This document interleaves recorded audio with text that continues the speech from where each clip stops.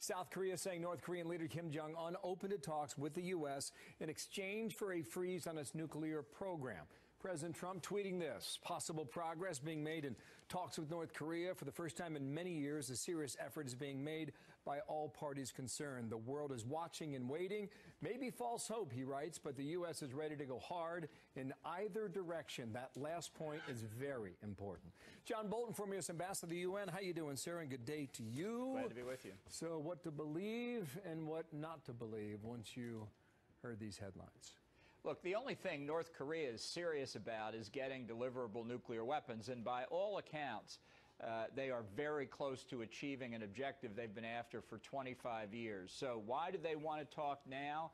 To divert our attention, to get us enmeshed yet again in negotiations, to get across that finish line. Look, we've talked to North Korea on and off, directly and indirectly, for 25 years.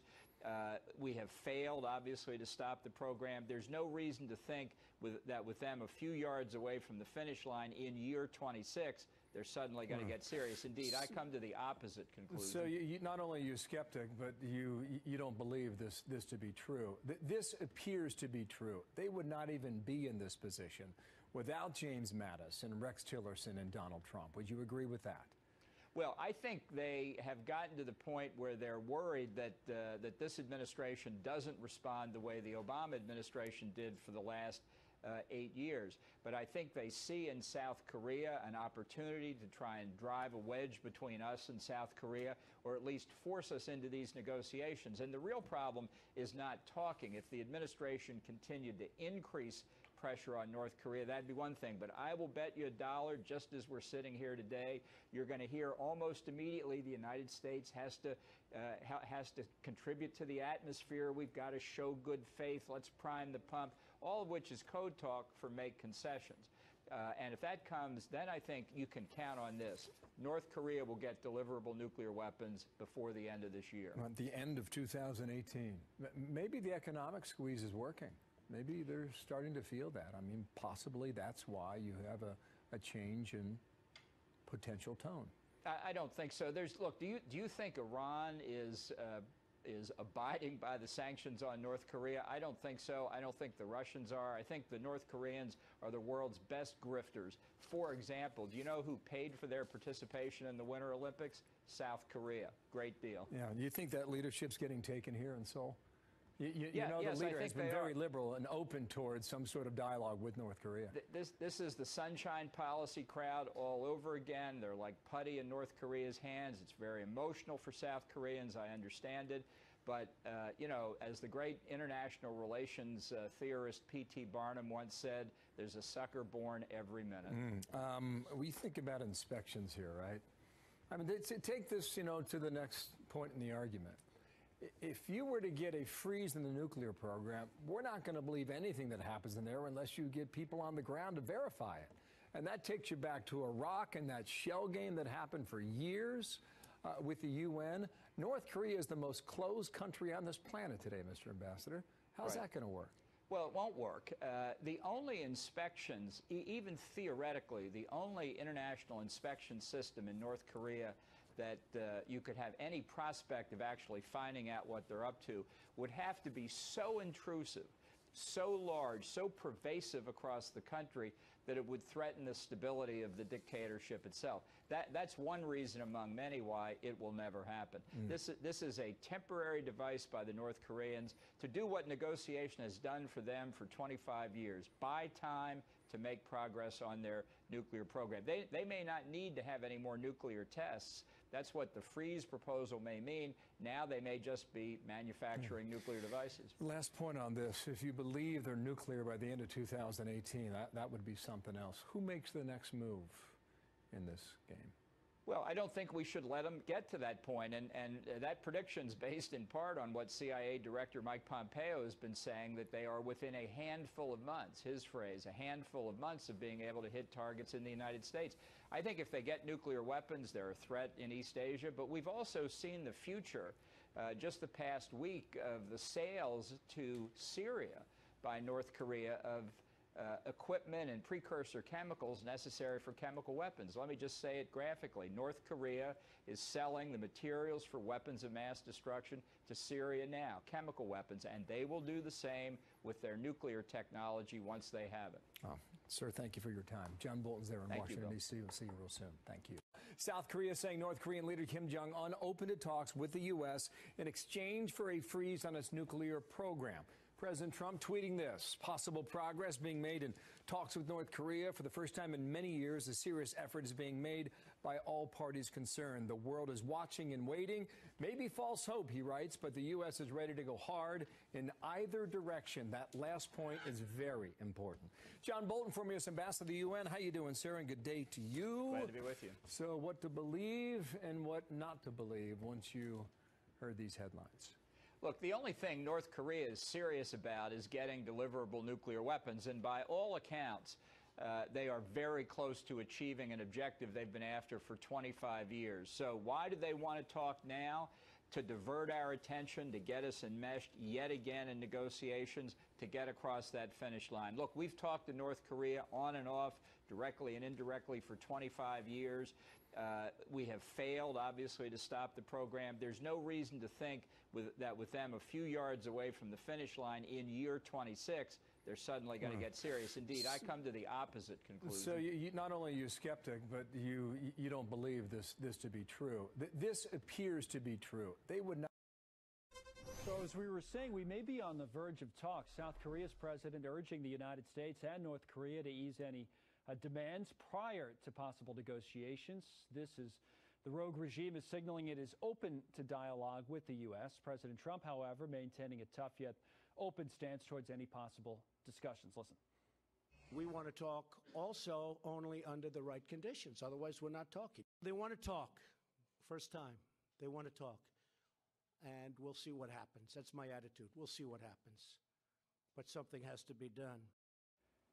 Here with us now is Peter Brooks, Senior Fellow at Heritage, former Deputy Assistant Secretary of Defense as well. Well, that is an open stance, Peter, certainly from the President. The old saying used to be there's no harm in talking. Is that true in this case? Well, I think there has to be some conditions before we sit down with the North Koreans, and people behind the scenes are talking about that. One of the key points for the United States is the issue of denuclearization of the Korean Peninsula. In other words, I'm not sure it really makes a lot of sense for us to sit down with the North Koreans, who will use it for propaganda purposes to elevate themselves internationally, if they're not willing to talk about their nuclear program.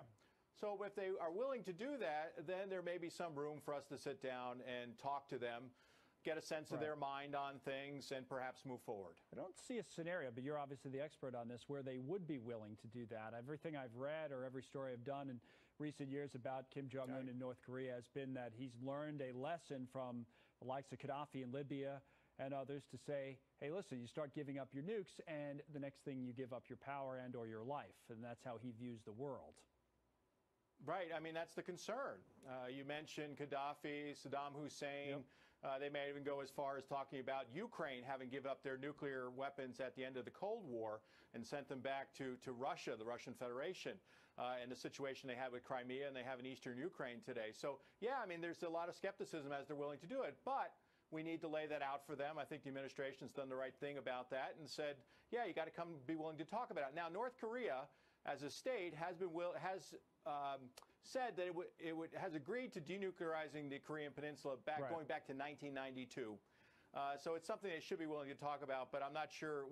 There should be some conditionality for our willingness to talk with them. Hey, while you're here, can I talk to you about China for a moment? That's interesting. Sure. It's getting a lot of attention today with Xi Jinping, who's the leader of China, of course, and suddenly now the Chinese are proposing doing away with the two-term presidential limit so that man you're looking at on the screen, Xi Jinping, could, well, be there forever. The Xi Jinping is never leaving. Well, what do you make of that? Well, I think there's concerns about it. I mean, he's only been in office since 2012, so you'd expect he would get a second 5-year term. That's pretty normal in Chinese politics, that the president would get a second 5-year term. So you got another 5 years at least. But the fact is, they're talking about changing the Constitution to allow him to stay in power as long as he likes. And what I'm really worried about is this sort of a liberal turn. I mean, I wouldn't say China's a democracy by any stretch of the imagination. It is still run by the Chinese Communist Party. But there's a liberal turn in international politics, like in Russia, where strongmen are becoming more popular, more common. I mean, we're talking about 17% of the world's population here in China. And I do think they have the right to choose their government, which they don't at this point. So I think there are some concerns. And Xi has been a competitor of the United States. We have the problems in the South China Sea, the East China Sea.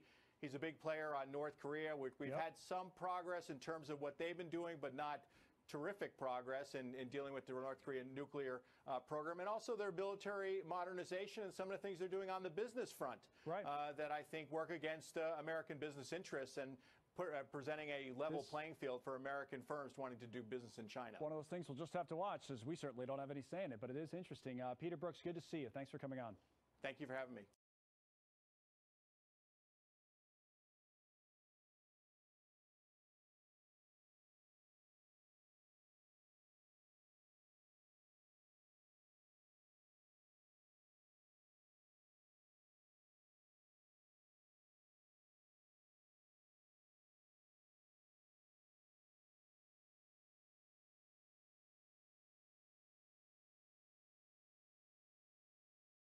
I want you to consider this, especially if you are Right now is a full force attack from truth, logic, and common sense Americans. We're seeing right now the biggest purge online of conservative sites, veteran sites, gun sites, shooting clubs, Christian sites. I've never seen such a purge. Oh, I've been thrown off forever. But this year I have this great tour, and all the promoters are coming up. Nugent's coming back out. Book Nugent, book Nugent. I won't mention any names now, in hopes that the negotiations can continue and move forward on an honest level. But I have been thrown out by the biggest promoters in the world because I'm on the board of the NRA. And I promise you, if I was recently arrested for heroin distribution, they would have not thrown me off the Exactly. But because I'm on the board of the family grassroots organization of the National Rifle Association that stands for self-defense, I've been thrown off tens of millions of dollars in revenue because I believe in self-defense. Exactly, and that's the sacrifice that, I mean, you go to the Rolling Stone articles attacking you and I this week, they'll get one or two comments. Your site has thousands per story, so does mine, and 50 times the traffic. That's what I'm saying. You're right, they have had a cardiac arrest. They're falling apart, but I don't want to underestimate their counteroffensive. No, we don't. Doesn't mean that we get complacent by any stretch of the imagination. Right now is a full force attack from truth, logic, and common sense Americans to continue to crush the dishonesty and the political correctness. So I'm not compromised or controlled by any stretch of the imagination. I'm still making the greatest music of my life with the greatest band and the greatest crew and the greatest management, the greatest family. You seem to be even more empowered in this fight now that they're trying to hold you down. I think political correctness has backfired, and even though fake news and the orchestrated lies of the media started in the late 60s, quite honestly, some people fell for it. But then when they really tune in and pay attention, they see how dishonest it is. And my backing and my support is at an all-time high right now. Look at all the claims that I'm a child molester, a draft dodger, that I diss the Native Americans. It's all lies. Oh, I know. What nasty things, especially my relationship with the Native Americans. I have been invited to almost every Native American tribe to teach their children the Native lifestyle of clean and sober, hands-on conservation, self-sufficiency, hunting, fishing, outdoor conservation. Shared sweat lodges with their spiritual leaders since the 60s. I have been given felonious eagle feather war bonnets by the elders of numerous tribes because I, in my song Great White Buffalo and in my promotion of conservation, especially bow hunting, they feel a kinship, a blood brotherhood there with me. So meanwhile, the Native Americans and I are spiritual blood brothers, so the Huffington Post claims that I called them unclean vermin. And then some people actually fell for it. So you can see that as I say these things, as nasty and horrific and dishonest as they are, you notice that I'm still smiling. because I can plow through the dishonesty and the bull and still connect with people who are in the asset column. Coming to the InfoWar, Ted Nugent, The Music Made Me Do It, exclusively at Infowars.com.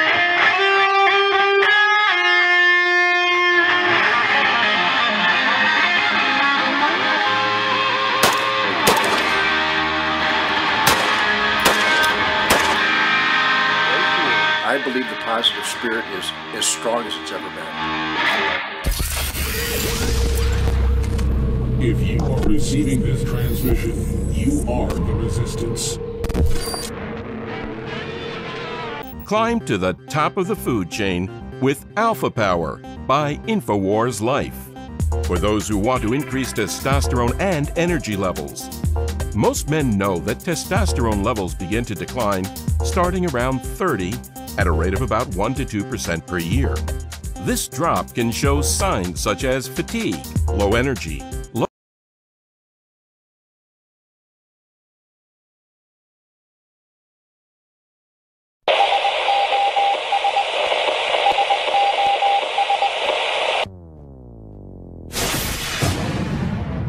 I want to go to Trey Gowdy's second special counsel, maybe unavoidable, and then the big clip, Devin Nunes, who has just been under such attack. Talk about another guy, because I can imagine what he's going through behind the scenes. I can just imagine. There's evidence of Russian collusion with Hillary. Well, we know that. It's confirmed. Mueller and Comey separately ordered stand-downs when she was Secretary of State under Obama and when she was co-president back in the 90s with Bill Clinton. So let's go ahead and play first Trey Gowdy. Here it is. Some of these witnesses have already left the department, which means the Inspector General does not have jurisdiction. And there are other agencies like the State Department where Michael Horowitz at DOJ has no jurisdiction whatsoever. Maria, over the weekend, I've counted up almost 24 witnesses that the Inspector General would not have access to were he alone conducting this investigation. So I think we're trending perhaps towards another special counsel because of this unique fact pattern and the fact that there are witnesses outside the reach of the Inspector General. So we should have then, you believe, another special counsel to investigate these matters. How does one investigate itself, frankly? Interesting time. Let's go to Devin Nunes, the chairman of the House Intelligence Committee. Here he is with the bombshell. There's evidence of Hillary colluding. Wait, there's evidence of ducks quacking. There's evidence of bears doing, you know what? Next is going to tell me that seals go, or that fish swim in the sea, or the sky's blue on. Maybe the Pope wears a funny hat or something, too. Yeah, I don't know. That's a conspiracy theory. Here it is. That pretty much refuses to cover this issue at all. We have serious abuses that occurred in the FISA court against the Trump campaign. So we continue to get facts. We'll bring those facts forward as we see them. And what I sent out a couple days ago was a letter to Attorney General Jeff Sessions and to Mr. Horowitz, the IG, pretty much updating him on where we are in our investigation and what they should be looking at as it relates to FISA abuse. So I was happy to see Attorney General Jeff Sessions appoint Mr. Horowitz because we welcome more people investigating these serious issues that we're working on. So you don't agree with the president, who was not happy that he appointed Mr. Horowitz. You have confidence in Michael Horowitz as the Inspector General. Well, look, I welcome anybody to come help investigate because so far it's only the House Intelligence Committee Republicans who are actually doing anything to get to the bottom of who was colluding with Russia. And the more we peel this back, we have clear evidence of collusion, but it's not between the Trump campaign. It's between the Democratic Party and the Hillary campaign and the Russians. Boom! Just like we told you years ago. Because it was all completely clear, and that's why they blamed Trump for it, because they were so scared of it. That's a good tactic, actually. So, just briefly before I go to this Ted Nugent clip, we'll come back with more on the other side and then show you the type of videos they're trying to ban off YouTube. They want to ban us, but they want to misrepresent what we said, but that doesn't work because we have the clips. So then they just continue to engage in disinformation. We are running the biggest specials in my 23 years history on air. We've never done 80% off, but we have like 3,000 items, 3,000 different products we sell at InfoWarsStore.com. And a lot of it, there's so many, we don't even really promote them. So when I say we got 80% off on apparel, that's stuff that didn't sell, but it doesn't mean it's not some of my favorite stuff or great products. It just hasn't been paid attention to. So check that out. Those are lost leaders in a big way. Super Male Vitality, 50% off.